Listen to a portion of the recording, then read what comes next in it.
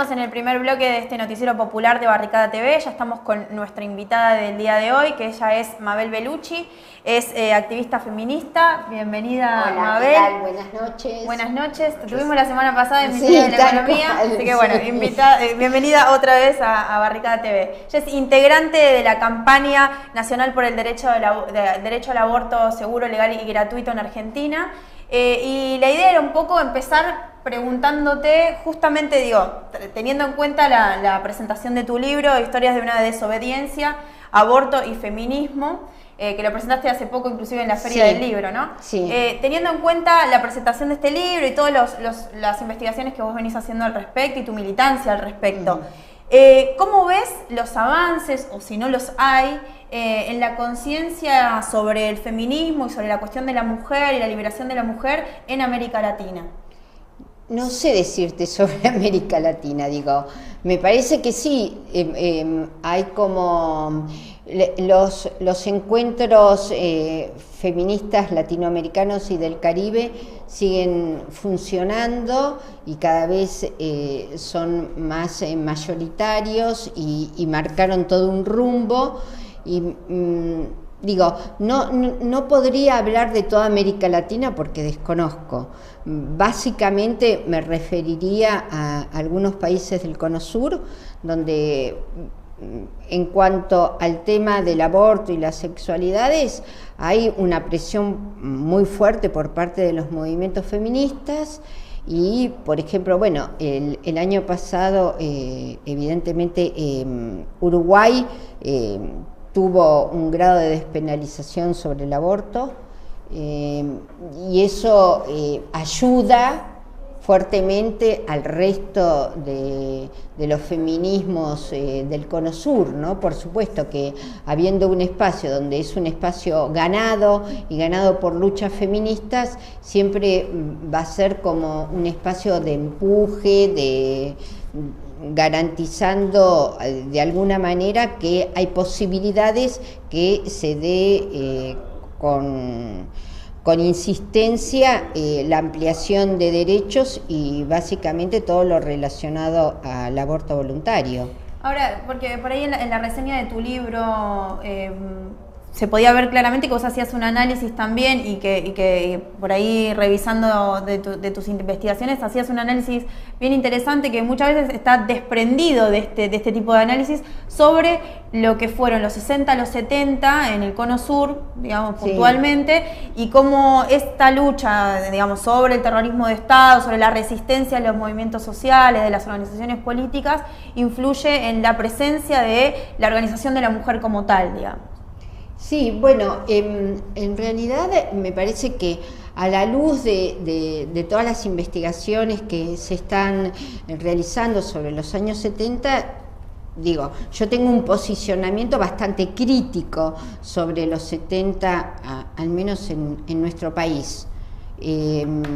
Básicamente porque las feministas en ese momento lo que estaban planteando era una micropolítica, era una revolución de la cotidianeidad, de los afectos, una revolución en cuanto a las sexualidades, a los cuerpos, y evidentemente en esa lucha tan macro, donde se esperaba que la revolución se hiciese a la vuelta de la esquina, había como una falta de sintonía entre lo que estaban planteando las feministas, que no eran muchas, por cierto, era un grupo muy reducido, y las mujeres que estaban en las organizaciones político-armadas, en los partidos de izquierda. Hubo muchas excepciones, pero es cierto que esas mujeres que fueron militantes políticas en los años 70, cuando van a los exilios, tanto los exilios europeos como latinoamericanos, entran en contacto con los feminismos de los países que las alojan, tanto como exiliadas como refugiadas, y devienen siendo feministas en los años 80, ya con el proceso de transición democrática. Lo que quiero decir que hubo hubo excepciones y son muy interesantes que las haya habido, como siempre sucede, como siempre acontece, que se da, por un lado, en el Partido Socialista de los Trabajadores, que mientras en nuestro país, en los años 70, se estaba esperando que llegue el avión con Perón, hay una apuesta muy fuerte por parte del Partido Socialista de los Trabajadores, con la fórmula de Coral, Nora Chiapponi, que insisten en tener un posicionamiento de izquierda clasista, pero también Nora poniendo un fuerte acento en un feminismo, que era un feminismo en ese momento bastante, si querés, no era un feminismo ni teórico ni mucho menos, era un feminismo más bien de apuesta, y con una insistencia muy interesante en cuanto a la despenalización del aborto. Esto me parece que en ese momento era... sí, era, digo, y Nora tenía discursos así sumamente combativos, aparecía en los programas de televisión y también en la prensa gráfica, sosteniendo la despenalización del aborto.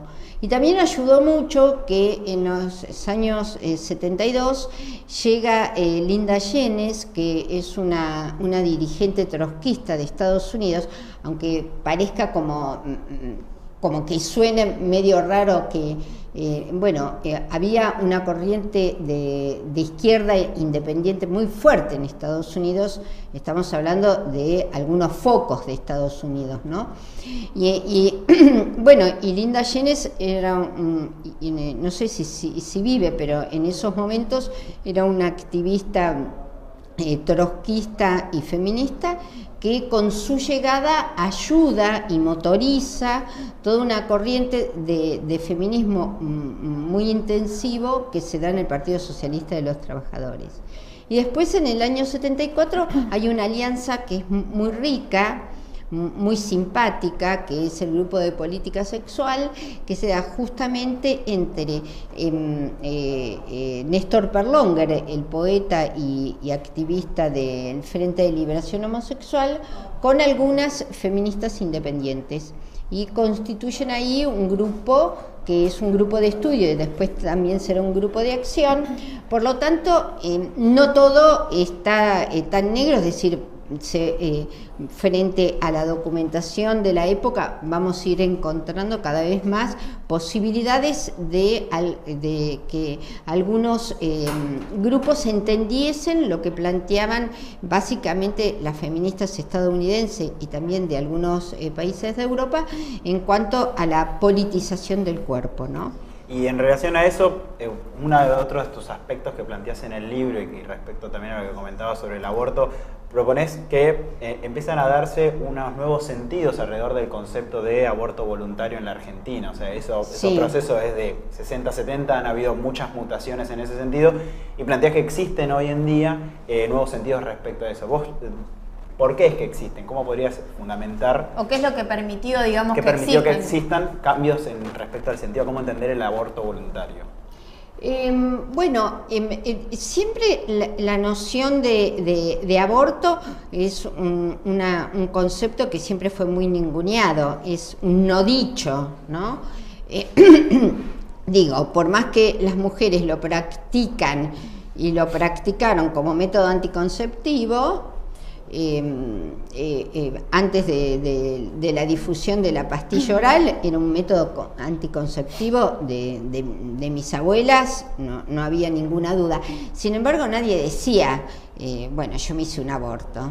Era, te hiciste un raspaje o un charquito de sangre o me lo saqué. Más o menos por ahí venían los comentarios. Esto, por ejemplo, me acuerdo que esto lo comentaba Dora Koledesky, que fue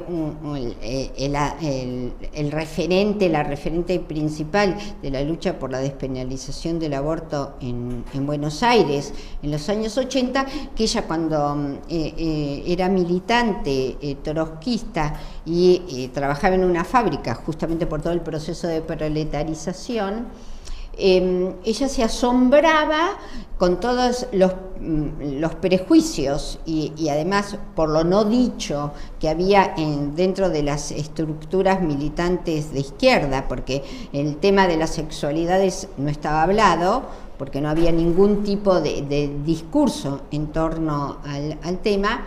Ella se quedaba como sorprendida que en las fábricas las mujeres, las obreras, hablaban sobre sus abortos y lo decían que habían abortado. Entonces, lo que yo vengo a poner como en discusión o en cuestión es justamente este tema, que siempre el aborto fue una práctica sumamente recurrente en todas las mujeres, y lo sigue siendo ahora, y mucho más con el aborto medicamentoso, es lo que no se dice. Y lo que pone el feminismo en discusión es justamente politizar el cuerpo y apropiarse, como hicieron muchos movimientos, como fue los homosexuales cuando dijeron, bueno, nosotros somos putos y que sentimos orgullo. Entonces es como darle un carácter propositivo y apropiarse. Bueno, y esto es también lo que hacen nuestras primeras compañeras feministas, que se apropian de la noción y la práctica abortiva y empiezan a producir las famosas campañas del yo aborté. Ahora, con respecto a esto de lo no dicho, digamos, sí, y del tabú que hay sobre el tema prácticamente, ¿qué pasa con los sectores más radicalizados de la izquierda? Los sectores más radicalizados de la militancia en general, no estoy hablando de la militancia obviamente del feminismo, sino de la militancia en general en Argentina respecto a esto. ¿Qué es lo que pasó? ¿Cómo se fue tomando el tema? Digo, la campaña tuvo una instalación del tema muy interesante. Sí, básicamente las luchas por el derecho al aborto básicamente provienen de feministas de izquierdas, ¿no? Esto se ha dado en todo Occidente, digo, provienen de corrientes de las izquierdas que después rompen, cortan, porque hay un antes y un después. Esto yo ya lo planteé en el programa de Lucita, ¿no? Entonces, lo que sí es cierto que los encuentros nacionales de mujeres han ayudado fuertemente a que se politice la noción del cuerpo. Se ha trabajado intensamente con el movimiento de mujeres. Esto evidentemente fue como un gran fresco para todas las corrientes feministas y para el movimiento de mujeres en sí. Y también es cierto que con la campaña nacional por el derecho al aborto legal, seguro y gratuito, tomó un empuje que ahora ya no hay marcha atrás. Digo, ya la campaña está instalada y es federal y tiene una repercusión en la misma polis, ¿no? Es decir, ya está instalada, y es muy interesante qué procesos ahí rizomáticos se presentan dentro de la campaña. Siempre hay cosas nuevas, hay fronteras que se van como corriendo, y es muy interesante. Digo, primero fueron la llegada de los varones antipatriarcales, después se dio los grupos de travestis y ahora los grupos trans. Entonces hay como distintos posicionamientos dentro del interior de la campaña, distintas discusiones, todo el corrimiento que están haciendo el movimiento de socorristas. Entonces esto ha ayudado a tener como todo el tiempo elaborando nuevas conceptualizaciones, nuevos lemas en torno al aborto voluntario. Y en ese contexto de haberse instalado en la opinión pública, en los medios, el tema justamente de la soberanía del cuerpo, el derecho al aborto y demás cuestiones alrededor de la campaña, como vos bien decías, ¿qué repercusiones tuvo en el marco estatal, o sea, en políticas institucionales concretas? ¿Cómo repercutió, cómo se fue observando? En el caso argentino, donde aún sigue siendo ilegal el aborto. Sí. Bueno, te diría que Ahí no sé si tengo buenos pronósticos, pero sí es cierto que es un tema que no se puede desconocer. Yo tengo esa sensación, digo, está tan instalado dentro de los medios, dentro de las agendas de muchas agrupaciones, que de alguna manera no reconocerlo es como tapar el sol con la mano.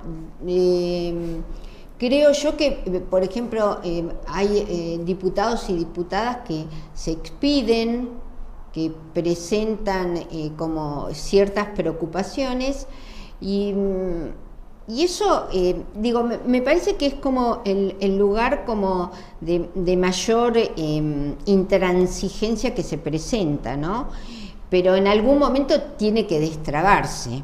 Frente a la presión tiene que destrabarse esa tensión que se presenta, por ejemplo, en el Parlamento concretamente, ¿no? Yo ahí te diría que solamente con la presión que vamos dando y comprometiéndonos y comprometiendo a otros sectores es de la única manera que tiene que salir el debate. Incluso también ante un año electoral que aún los pronósticos son más reservados del contexto actual, por los postulantes que hoy estamos escuchando. Sí, los presidenciables son vergonzosos, ¿no? Genera mucho enojo. Por ejemplo, Pino Solanas estuvo firmando todas las solicitadas de la campaña y ahora hace como que es un tema que no sabe qué decir.